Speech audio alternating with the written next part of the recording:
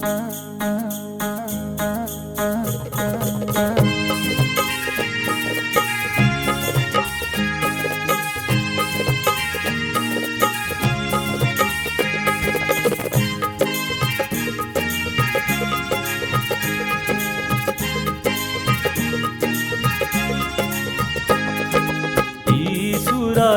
સ્વારી યરુશાલેમ જાય, રાજાની સ્વારી યરુશાલેમ જાય, રાજાના રાજા ઈસુ યરુશાલેમ જાય, રાજાના રાજા ઈસુ યરુશાલેમ જાય, યરુશાલેમ જાય એમના શિષ્યો હરખાય, સઘળે આનંદ વર્તાય, રાજા યરુશાલેમ જાય. ઈસુ રાજાની સ્વારી યરુશાલેમ જાય, ઈસુ રાજાની સ્વારી યરુશાલેમ જાય.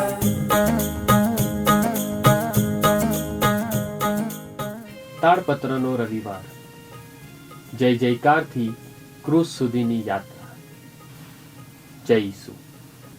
તાળપત્રનો રવિવાર આપણને પવિત્ર અઠવાડિયાની શરૂઆત દર્શાવે છે અને આપણને ખ્રિસ્તી જીવનના કેન્દ્રમાં જવાનું આમંત્રણ આપે છે. ઈસુ યરુશાલેમમાં કોઈ શક્તિશાળી રાજા તરીકે યુદ્ધ ઘોડા પર સવાર થઈને પ્રવેશતા નથી, પરંતુ ગધેડા પર સવાર થયેલા વિનમ્ર સેવક તરીકે પ્રવેશે છે. યરુશાલેમની પ્રજા તેમનું ભવ્ય સ્વાગત કરે છે. હોસાના, હોસાના, પ્રભુના નામે આવનારને ધન્ય છે ના નારા લગાવે છે અને તે ક્ષણે યરુશાલેમની શેરીઓમાં આશા છલકાય છે. લાંબા સમયથી જે તારણહારની રાહ જોવાતી હતી તે લોકોને ઉગારવા આવી ગયા હોય એમ લાગે છે, પરંતુ એ જ તાળપત્રનો રવિવાર પોતાની અંદર એક ઊંડા તણાવને પણ જન્મ આપે છે. જે ભીડ આજે હોસાના હોસાનાના નારા લગાવે છે તે જ લોકો ટૂંક સમયમાં એને ક્રૂસ પર ચડાવો, એને ક્રૂસ પર ચડાવો ની બૂમો પાડે છે. આ ફેરફાર માનવીય વિશ્વાસની નાજુકતા અને તેની પ્રતિબદ્ધતાની અસંગતતાની યાદ અપાવે છે. જ્યારે ઈસુ લોકોની રાજકીય મુક્તિદાતા તરીકેની અપેક્ષાઓને પૂર્ણ કરવામાં અસફળ નીવડે છે, ત્યારે તેમનો ઉત્સાહ અસ્વીકારમાં ફેરવાઈ જાય છે. તેથી તાળપત્રનો રવિવાર માત્ર ઉત્સવ નથી, તે આપણા પોતાના હૃદય સામે ધરાયેલું એક દર્પણ છે. યરુશાલેમમાં ઈસુનો પ્રવેશ ઈશ્વરની શક્તિના સાચા સ્વરૂપને પ્રકટ કરે છે.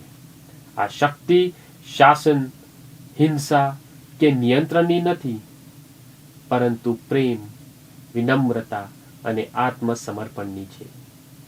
દુઃખના માર્ગને પસંદ કરીને ઈસુ આપણને બતાવે છે કે મુક્તિ બળ દ્વારા નહીં, પરંતુ ઈશ્વરની ઈચ્છા અને આજ્ઞાને સાચા હૃદયથી પાલન કરવામાં છે.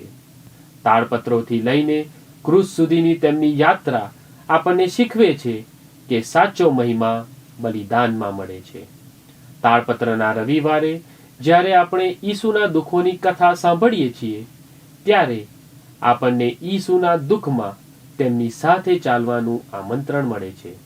આપણે જે દ્રોહ, ઇનકાર, અન્યાય અને ત્યાગના દ્રશ્યો ઈસુના જીવનમાં જોઈએ છીએ, એવા જ અનુભવો આજે પણ આપણે આપણા વિશ્વમાં અનુભવીએ છીએ, જે આપણને ચિંતિત કરે છે.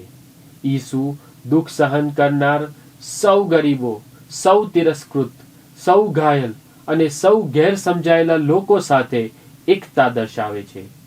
આરોપો સામે તેમની મૌનતા અને ક્રૂસ પરથી આપેલું ક્ષમાદાન એવો પ્રેમ દર્શાવે છે કે માનવજાતને ક્યારેય ત્યજી દેતો નથી. તાળપત્રનો રવિવાર આપણને આપણા શિષ્યત્વની તપાસ કરવા પડકાર આપે છે.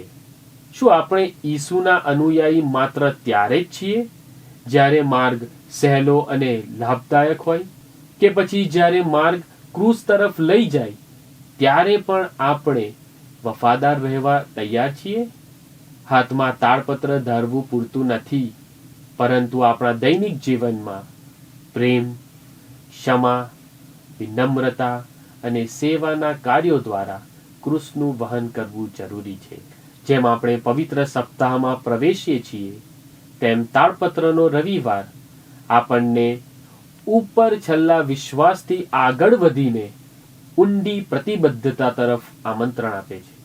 જ્યારે આશા છુપાયેલી લાગે ત્યારે પણ ઈશ્વર પર વિશ્વાસ રાખવા અને શિષ્યત્વ જ્યારે અશક્ય લાગતું હોય ત્યારે પણ વફાદાર રહેવા ઈસુ આપણને બોલાવે છે. આજે આપણે ધારેલા તાળપત્ર આપણને યાદ અપાવે છે કે ખ્રિસ્તી જીવનમાં આનંદ અને દુઃખ વિરોધી નથી, પરંતુ એક જ યાત્રાના ભાગ છે. આ તાળપત્રનો રવિવાર આપણા હૃદય ઉઘાડે કે આપણે સ્વાગતના આનંદથી લઈને કબરની મૌનતા સુધી ઈસુની નજીક ચાલીએ, જેથી કરીને આપણો અને આપણી સૌનો પુનરુત્થાનની આશામાં પણ ભાગીદાર બની શકીએ. જય ઈસુ. દર્શન કરવાને સારી દુનિયા ઉમટાય, દર્શન કરવાને સારી દુનિયા ઉમટાય, સારી દુનિયા ઉમટાય. રસ્તા ચોખ્ખા કરાય, ઉપર પાણીડા છંટાય, સ્વારી યરુશાલેમ જાય.